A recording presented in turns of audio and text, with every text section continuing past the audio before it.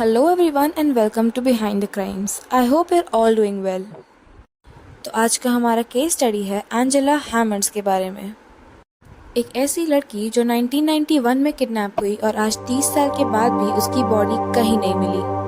तो बेसिकली ये कहानी चालू होती है February 9, 1971 कैंसस सिटी मिसूरी से। इस शहर में एंजेला का जन्म हुआ था, जिसके 4 साल बाद उसकी फैमिली क्लिंटन मिसूरी में उसके ग्रैंड पेरेंट्स के पास शिफ्ट हो गए थे। वहाँ शिफ्ट होने के कुछ समय बाद ही उसका छोटा भाई लॉरेन हैमंड पैदा हुआ था। Clinton city was smaller than Kansas City with a residence of just 9,000 people. Angela का पूरा बचपन वहीं बीता था, तो उसने वहाँ पर अपने बहुत सारे दोस्त बनाए थे। उनके दोस्तों का कहना था कि वो बहुत ही पॉजिटिव, इंटेलिजेंट, फन लविंग और एनर्जेटिक लड़की है। Even her best friend Kyla said that people were always captivated by Angela and enjoyed being around her.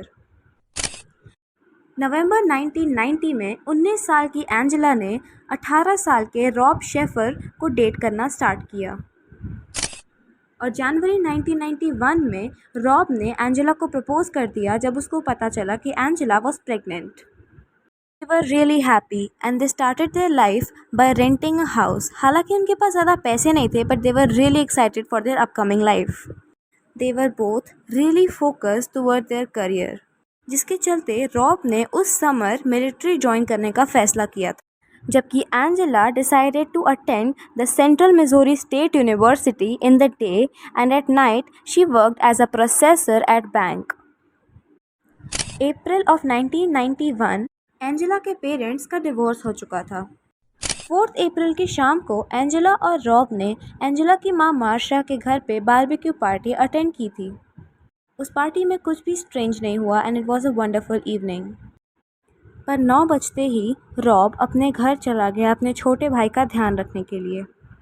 तो एंजेला ने डिसाइड किया कि वो अपनी बेस्ट फ्रेंड कायला के साथ शहर में घूमेगी और एज प्लान्ड जब कायला और एंजेला हैंग आउट कर लेंगी तब रॉब एंजेला से मिलने आ जाएगा।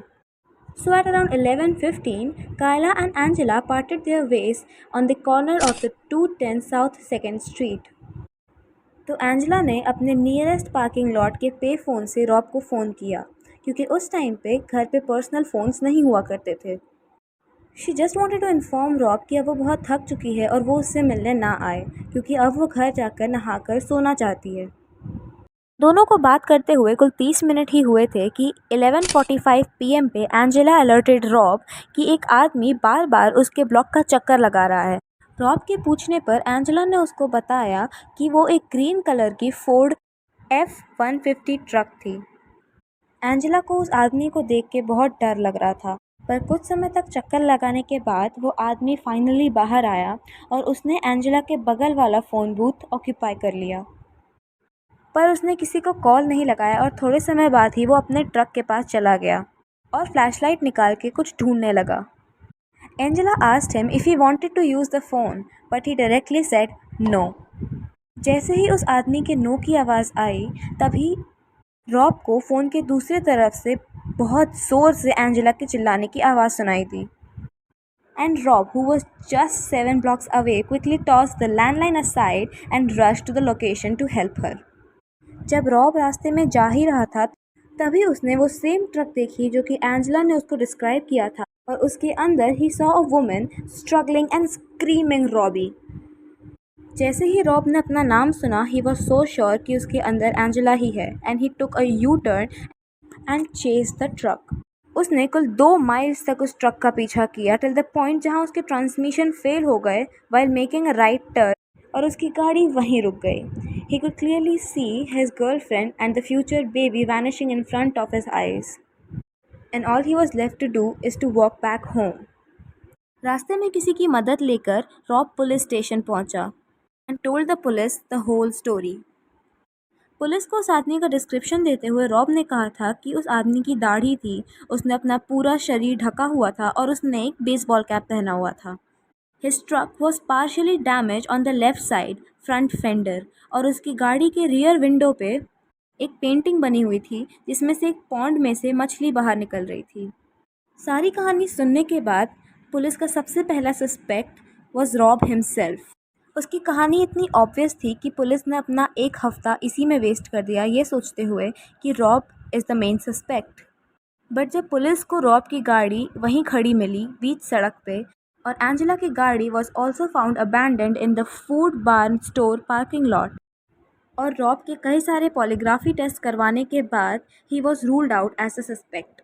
जैसे ही एंजेला की माँ मार्शा को इन सब के बारे में पता चला, she contacted her husband and they both came back together to find out about their daughter's abduction. Police का अगला शक जाता है एंजेला के एक्स बॉयफ्रेंड बिल बार्कर के ऊपर, जो कि 17 साल का था उस टाइम।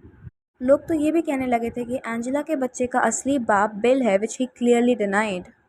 अब जब पुलिस को इस केस में कोई लीड नहीं मिल रही थी, तो they made a volunteer team of 250 people, जिन्होंने चप्पा चप्पा छान मारा, पर एंजेला कहीं नहीं मिली। 1600 पोटेंशियल पिकअप ट्रक्स की लिस्ट बनाई गई, जो कि सेम एंजेला के एब्डक्शन वाले ट्रक से मैच करती थी, लेकिन इससे भी पुलिस को कुछ हाथ नहीं लगा। जब कुछ भी कंक्लूजन पे नहीं आ पा रहा था, तो पुलिस ने एंजेला का केस साइड पे रखा and decided to start searching and investigating 3 other cases that occurred within 80 miles radius and 3 months prior to Angela's abduction. They were all in a hope कि शायद इन केसेस को solve करके Angela के abduction का कोई reason मिल जाए, क्योंकि Angela का मिलना अब नामुमकिन सा नज़र आ रहा था।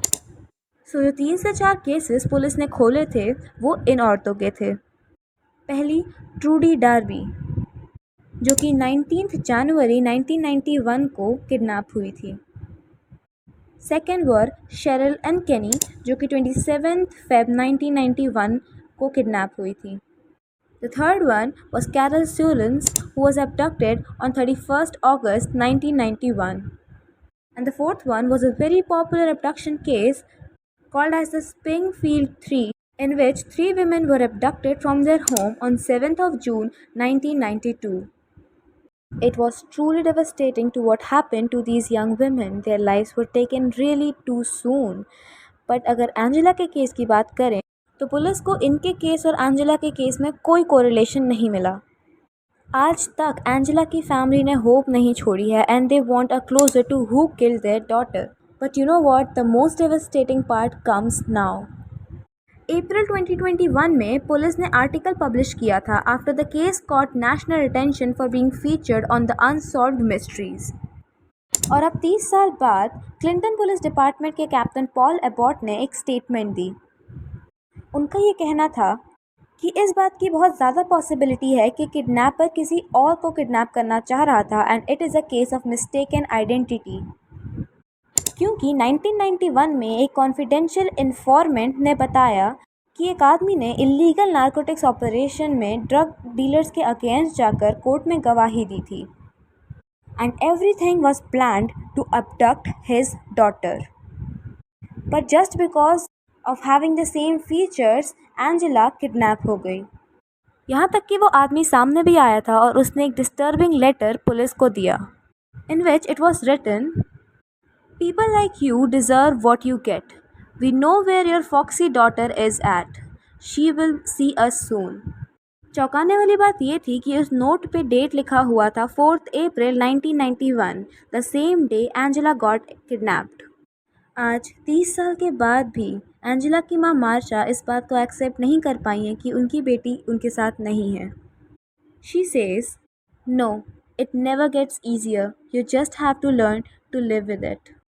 ये कहानी मुझे पर्सनली बहुत शॉकिंग लगी, क्योंकि just because Angela looked like someone, she didn't deserve to die. और इतनी छानबीन करने के बाद भी आज तक पुलिस को एंजेला की बॉडी कहीं नहीं मिली। So yes guys, that's it for today's case. Thank you so much for listening till the end. Comment section में अपना ओपिनियन ज़रूर शेयर करना। And yeah, lastly all I want to say is keep your loved ones really close to you. And also like, share and subscribe to the channel for more content like this. And don't forget to share the video to everyone you know who's interested in getting the knowledge related to true crime videos. Thank you so much and love you all.